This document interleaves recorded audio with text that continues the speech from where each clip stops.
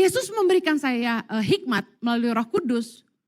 Mengerti tentang Allah Tritunggal cukup belajar apa yang Yesus ajarkan, sesederhana itu.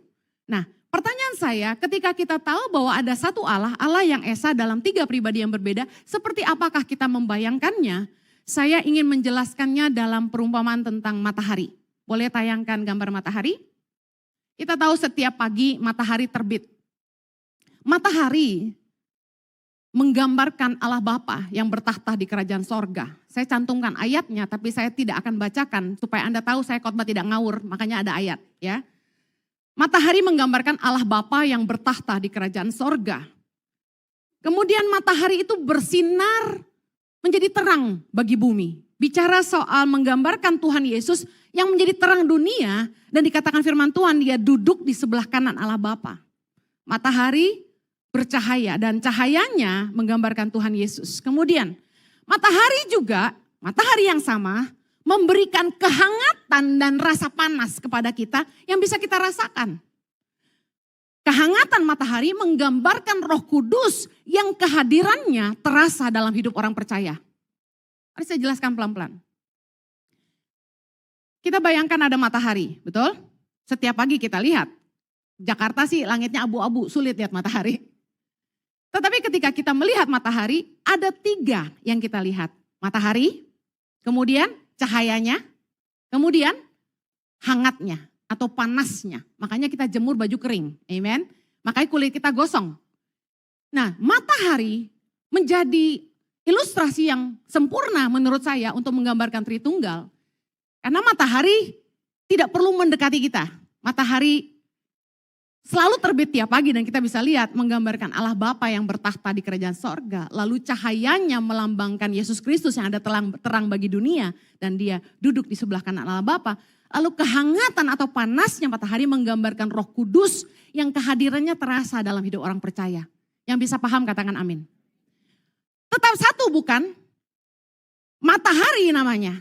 Tetapi dalam 3 bentuk. Matahari, cahaya, dan kehangatan dalam 3 pribadi yang berbeda. Bukankah Roh Kudus kehadirannya terasa dalam hidup kita? Kalau kita didoakan berasa panas-panas, berasa kayak meriang-meriang, berasa kehadirannya, bobotnya ketika kita menyembah, Anda dijamah, Anda menangis. Lalu kita merasakan hati kita dilembutkan ketika kita marah, ketika kita kecewa seperti kita dihibur. Lalu ketika kita sedang tersesat atau kita bingung seperti ada suara lembut yang berbisik di hati kita, itu Roh Kudus. Kehadirannya seperti kehangatan matahari yang membuat kita bisa merasakan kehadirannya dalam hidup kita. Seperti matahari, berbeda bentuk tetapi satu, demikianlah Allah Tritunggal adalah Allah yang esa dalam 3 pribadi, yaitu Allah Bapa, Allah Putra, Allah Roh Kudus. Mari kita belajar bagaimana pengajaran dan kehidupan Tuhan Yesus sebenarnya banyak mengajarkan tentang Tritunggal. Saya ingin membahas dulu teori yang membingungkan. Orang berkata bahwa kalau Yesus itu Tuhan, lah waktu Yesus turun ke dunia, jadi surga kosong dong. Pernah dengar pertanyaan itu? Mari kita lihat dalam firman Tuhan. Matius 3. Ayat 16 sampai 17. Matius 3 ayat 16 sampai 17. Kita baca sama-sama yuk. 3, 2, 1. Sesudah dibaptis, Yesus segera keluar dari air dan pada waktu itu juga langit terbuka. Dan ia melihat Roh Allah seperti burung merpati turun ke atasnya. Ayat 17. Lalu terdengarlah suara dari sorga yang mengatakan, inilah anakku yang kukasihi, kepadanya lah aku berkenan. Ayat ini yang Yesus katakan menggambarkan Tritunggal dengan luar biasa. Perhatikan ada 3 pribadi. Yang pertama, pribadi yang pertama adalah Yesus Kristus. Dikatakan di ayat 16a, Yesus selesai dibaptis oleh Yohanes Pembaptis dan keluar dari air. Itu pribadi Yesus. Yang kedua, pribadi kedua ada Roh Allah yang dikatakan menyerupai burung merpati yang turun dari langit. Kemudian pribadi ketiga, terdengarlah suara dari sorga. Siapa itu? Bapa yang bertahta di kerajaan sorga. Ada 3 pribadi dalam satu ayat ini dan Yesus sebenarnya sudah mengajarkannya kepada kita. Yesus mengatakan, jadi Alkitab tidak menuliskan bahwa Allah orang Kristen itu esa dalam 3 pribadi, tidak ada. Allah orang Kristen itu Tritunggal, tidak ditulis seperti itu, tapi Yesus menggambarkannya dalam 3 pribadi yang berbeda. Sudah jelas dari ayat ini kita paham bahwa ketika Yesus turun ke dunia menjadi sama dengan manusia, dia adalah firman yang jadi manusia dan surga tidak kosong, ada Allah Bapa yang bertahta. Nah, berulang kali dalam pengajaran Yesus, Yesus juga mengajarkan tentang Tritunggal. Saya akan bukakan satu-satu. Yang pertama, sebelum terangkat ke sorga, Yesus memberikan perintah kepada murid-muridnya dalam Matius 28 ayat 19-20, kita baca sama-sama.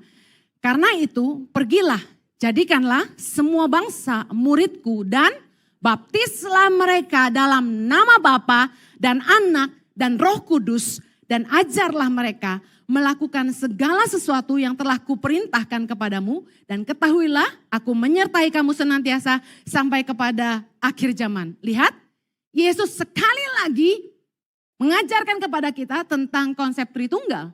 Bahwa kita harus membaptis orang dalam nama Bapa, Anak, dan Roh Kudus. Satu lagi, ketika Yesus menampakkan diri kepada murid-muridnya ketika dia bangkit, dia mengatakan hal ini dalam Yohanes 20 ayat 21 dan 22. Kita baca sama-sama yuk. Maka kata Yesus sekali lagi, damai sejahtera bagi kamu. Sama seperti Bapa mengutus aku, demikian juga aku mengutus kamu. Dan sesudah berkata demikian, ia mengembusi mereka dan berkata, terimalah Roh Kudus. Sekali lagi Yesus menyebut 3 pribadi. Seperti Bapa mengutus Yesus, Yesus mengutus kita, orang percaya. Dan dia mengembusi mereka dan berkata, terimalah Roh Kudus. Nah, sekali lagi Tritunggal disebutkan. Nah, saya akan balik sedikit di Alkitab, Kejadian 1 ayat 26, bagaimana Tuhan menyebut dirinya dalam bentuk jamak, yaitu kita. Kejadian 1:26. Berfirmanlah Allah, baiklah kita menjadikan manusia menurut gambar dan rupa kita. Supaya mereka berkuasa atas ikan-ikan di laut dan burung-burung di udara dan atas ternak dan atas seluruh bumi dan atas segala binatang melata yang merayap di bumi. Perhatikan kata kita. Tuhan menyebut pribadinya dalam bentuk jamak yaitu kita. Dalam satu pribadi Allah ada 3 pribadi. Yaitu Bapa, Putra, dan Roh Kudus. Pelan-pelan sabar ya. Kalau belajar teologi ini agak bosan. Tapi kita akan belajar, kita harus ngerti ini.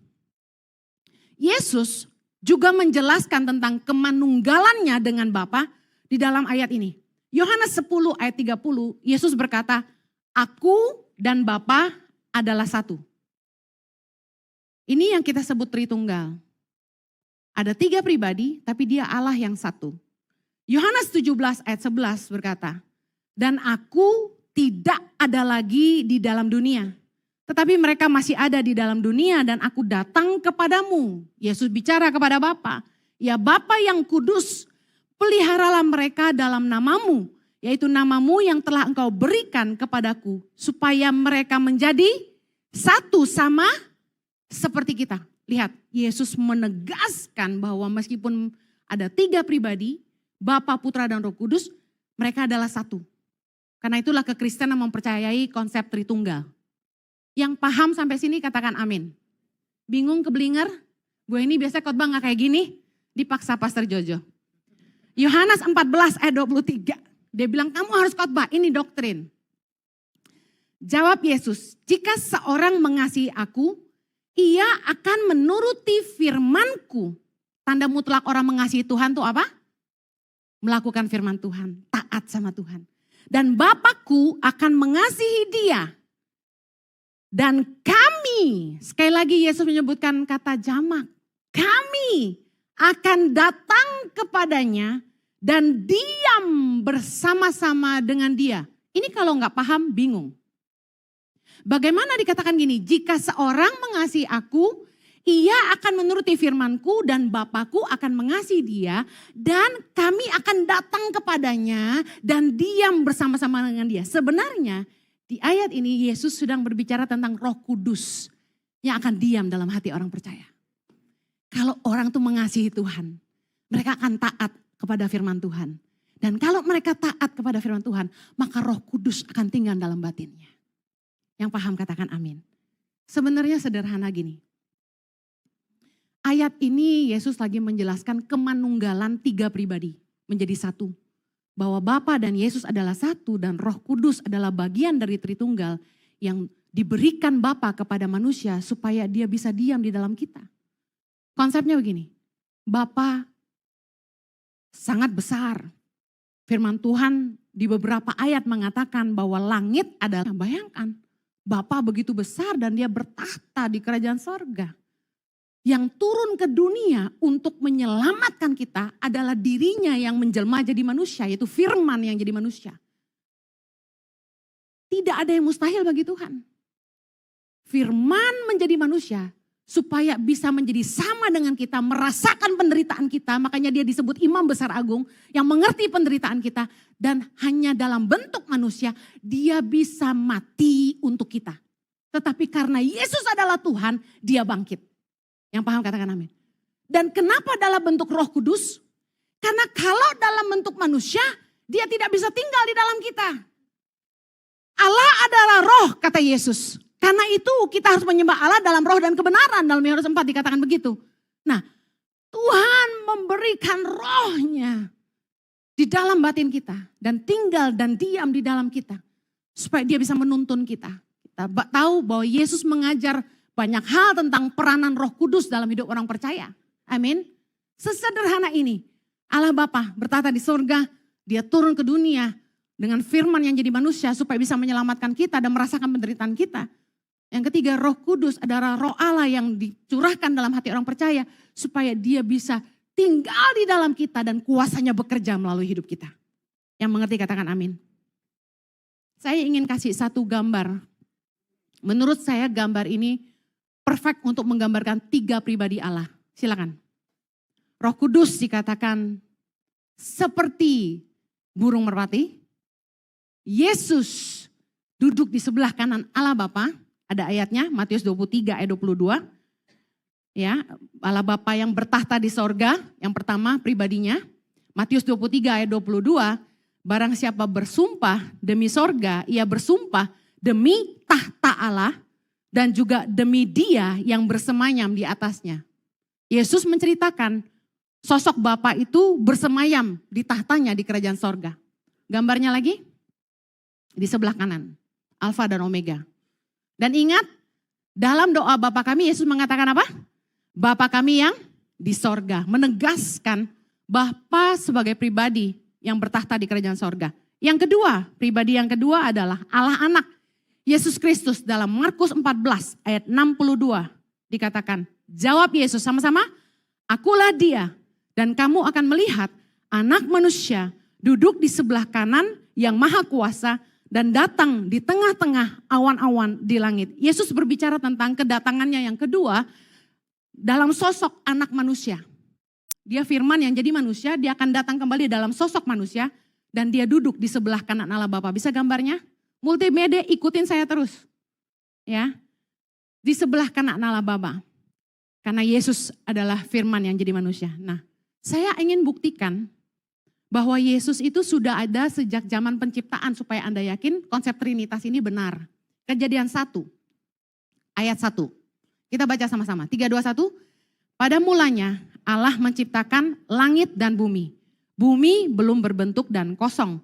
Gelap gulita menutupi samudra raya dan roh Allah melayang-layang di atas permukaan air. Berfirmanlah Allah, jadilah terang. Lalu terang itu jadi. Perhatikan ayat ini, jangan dimatikan multimedia. Ada 3 pribadi di sini. Yang pertama apa? Allah Bapa. Kemudian roh Allah. Perhatikan. Lalu yang ketiga, firman Allah. Yesus itu apa? Firman yang jadi manusia. Sebenarnya sejak dunia dijadikan sudah ada 3 pribadi. Allah, roh Allah dan firman Allah. Kita lihat sekarang Yohanes 1 adalah penjelasan dari Kejadian 1. Yohanes 1, judul perikopnya, firman yang telah menjadi manusia. Ayat pertama, pada mulanya adalah firman. Firman itu bersama-sama dengan Allah dan firman itu adalah Allah. Menegaskan Yesus adalah Allah. Kemudian ayat kedua, ia pada mulanya bersama-sama dengan Allah. Mereka satu. Yang ketiga, segala sesuatu dijadikan oleh dia dan tanpa dia tidak ada sesuatu pun yang telah jadi dari segala yang telah dijadikan. Yohanes 1 ayat 1-3 ini sekali lagi menunjukkan bahwa Yesus adalah bagian dalam Allah Tritunggal. Yesus yang disebut Sang Firman sudah ada sejak bumi dan langit diciptakan. Nah, Yesus diutus Bapa ke dalam dunia. Kita tahu untuk menjadi sama dengan manusia. Anda bisa lihat sekarang Plus TB dia bisa next. Saya nggak punya waktu panjang. Anda bisa lihat ayatnya, bisa difoto nanti di rumah dibaca lagi. Yesus diutus oleh Bapa ke dalam dunia dalam Yohanes 20 ayat 21 tadi kita sudah baca. Sama seperti Bapa mengutus aku, demikianlah aku mengutus kamu. Jadi firman Tuhan menjadi manusia karena Bapa mengutus Yesus ke dunia untuk menyelamatkan kita. Kemudian yang kedua, Allah Bapa adalah pribadi yang bersama di sorga. Yesus adalah firman Allah yang jadi manusia. Yang terakhir, Allah Roh Kudus. Matius 3 ayat 16 tadi berkata, ketika Yesus selesai dibaptis, dia keluar dari air, pada waktu langit terbuka dan ia melihat Roh Allah seperti burung merpati yang turun ke atasnya. Saya jujur tidak bisa membayangkan secara nalar, Roh Allah kok bentuknya burung merpati. Mungkin bisa jadi seperti burung merpati, tapi saya percaya di dalam kita bukan ada burung merpati terbang-terbang di hati kita, bukan begitu ya. Saya percaya bahwa ada roh Allah yang Tuhan berikan untuk menyertai kita. Nah, Yohanes 14 ayat 16, Yesus berjanji kepada murid-muridnya bahwa ia akan meminta kepada Bapa untuk mengutus Roh Kudus untuk menyertai orang percaya. Kita baca Yohanes 14 ayat 16. Aku akan minta kepada Bapa dan ia akan memberikan kepadamu seorang penolong yang lain supaya ia menyertai kamu selama-lamanya. Itu sebabnya kita bernyanyi Immanuel, Allah beserta kita. Dia berjanji dia akan menyertai kita selama-lamanya. Bagaimana dia menyertai kita? Dengan rohnya di dalam batin kita. Yohanes 15 ayat 26. 321, jikalau penghibur yang akan kuutus dari Bapa datang, yaitu roh kebenaran yang keluar dari Bapa. Ia akan bersaksi tentang aku. Yesus menjelaskan di ayat ini kemanunggalan roh Allah dengan Bapa sebagai bagian dari Trinitas. Tadi Yesus menjelaskan bahwa Bapa mengutus Yesus. Nah sekarang Yesus menjelaskan Roh Kudus, roh kebenaran keluar dari Bapa. Mereka adalah satu. Tapi Allah mengutus Roh Kudusnya atas permintaan Yesus supaya tinggal di batin kita. Nah kita tadi belajar seperti hangatnya matahari yang terasa, demikianlah kehadiran Roh Kudus dapat kita rasakan dalam hidup kita. Dalam Kisah Rasul 1 ayat 8, Yesus berkata lagi dengan tegas. Kita baca yuk. Tetapi kamu akan menerima kuasa kalau Roh Kudus turun ke atas kamu dan kamu akan menjadi saksiku di Yerusalem dan di seluruh Yudea dan Samaria dan sampai ke ujung bumi. Luar biasa gini, tadi saya sudah jelaskan, dia harus dalam bentuk roh supaya dia bisa tinggal di dalam kita. Tuhan Allah hadir dalam kehidupan orang percaya. Dia memberikan Roh Kudusnya dalam batin kita supaya dia bisa tinggal di dalam kita dan kuasanya bekerja melalui kita. Makanya dikatakan kalau Roh Kudus turun ke atas kamu, kamu akan menerima kuasa dan kamu akan menjadi saksiku. Luar biasanya gini, konsep Tritunggal ini memang kalau dibahas secara teologi sangatlah sulit dan membingungkan. Tapi betapa Bapa mengasihi kita, itu poin yang paling utama. Bahwa dia hadir dalam hidup kita dan menyatakan dirinya. Bahkan Yesus berkata, dalam Yohanes 3 ayat 16. Karena begitu besar kasih Allah akan dunia ini. Katakan Tuhan mengasihi saya. Dia mengaruniakan anaknya yang tunggal. Supaya mereka yang percaya kepadanya apa? Tidak binasa. Katakan Tuhan tidak mau aku binasa. Melainkan beroleh hidup yang kekal. Jadi poin dari Tritunggal adalah ini. Bahwa Bapa sangat-sangat mengasihi kita. Dan dia memberikan dirinya, bagian dari dirinya. Firman-Nya menjadi manusia. Supaya menjadi sama seperti kita. Merasakan penderitaan kita. Merasakan penolakan, pengkhianatan. Siksaan. Bahkan dia dibunuh. Tanpa mereka mengenal siapa dia. Makanya Yesus bilang dunia tidak mengenal aku. Padahal dia datang untuk kita. Yesus datang menjadi sama dengan kita dengan tujuan ini. Dia mau rasain penderitaan kita sebagai manusia. Dia mau menunjukkan kepada kita bahwa dia mampu menghidupi ketaatan kepada Bapa. Dia menjadi teladan dalam hidup kita. Makanya dia berkata, aku telah datang menjadi terang bagi dunia ini supaya mereka yang percaya kepadaku tidak lagi hidup dalam kegelapan. Dia datang sebagai sosok manusia supaya dia bisa nunjukin sama kita. Oke, aku sebagai manusia aku bisa taat sama Bapakku. Dan karena kasihnya sekali lagi, dia mati buat kita. Dan yang ketiga, ketika dia mau pergi dia masih mikirin kita.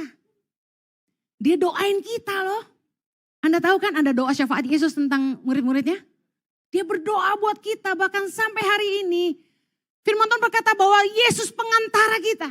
Nanti di ibadah jam 3 saya akan bahas tentang mengenal pribadi Tritunggal.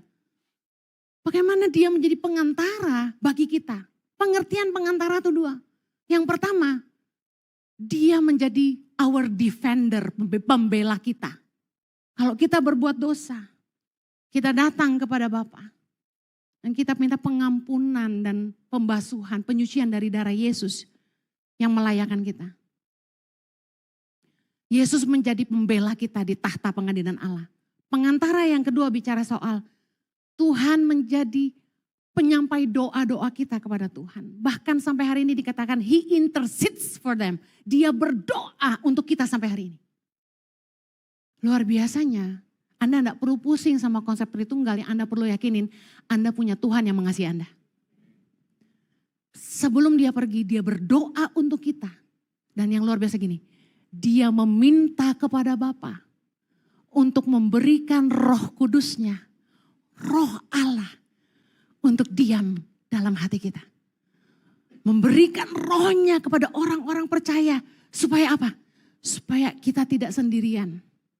Dia menyertai kita selama-lamanya.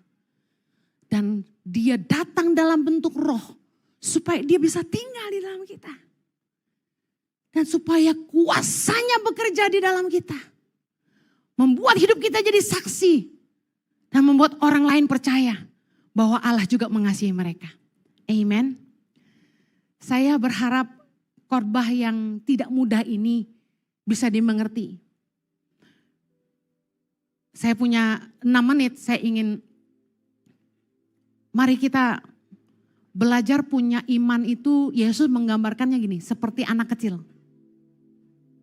Anak kecil tuh sulit loh kalau nanya. Dia bilang gini, siapa yang ciptain Tuhan? Mabok gak loh? Gue sampai Google. Karena ada orang tua yang mabok nanya saya, Pastor Henny, anak saya nanya yang nyiptain Tuhan siapa? Gue bilang gue juga gak tahu. Saya udah ngomong gak ada yang bisa jelasin Tuhan lah, kita manusia. Dan minta maaf, cuma yang turun dari sorga yang ngerti sorga. Kita kan belum pernah. Jadi kita belajar dari yang pernah turun dari sorga aja, siapa itu? Yesus. Segala teori-teori dan teologi-teologi yang kita bisa belajar dari hikmat manusia sangatlah terbatas. Lebih baik belajar dari Tuhan Yesus.